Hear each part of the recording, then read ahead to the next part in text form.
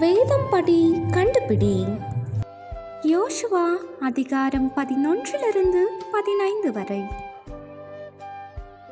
ராஜ்யங்களுக்கெல்லாம் தலைமையாக இருந்த பட்டணம் எது?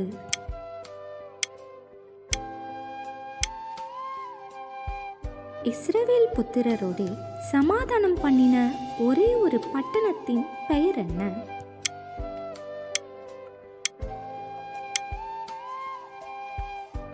அம்மோன் புத்திரருக்கு எல்லையாக இருந்த ஆற்றின் பெயர் என்ன?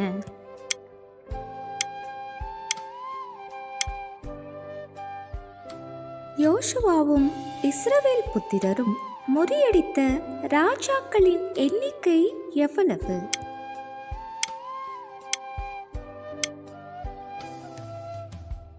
எத்தனை கோத்திரங்களுக்கு தேசத்தை பங்கிட கர்த்தர் யோசுவாவிடம் கூறினார்?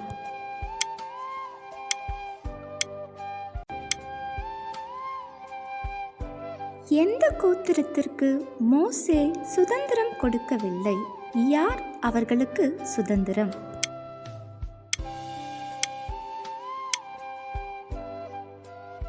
காலேபின் தந்தையின் பெயர் என்ன?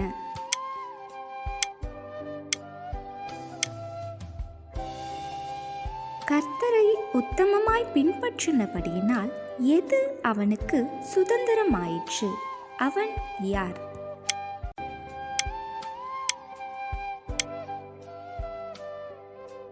காலேப் துரத்திவிட்ட ஏனோக்கின் குமாரரின் பெயர்கள் என்ன?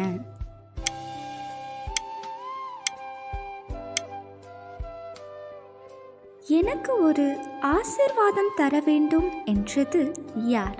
அது என்ன ஆசீர்வாதம்?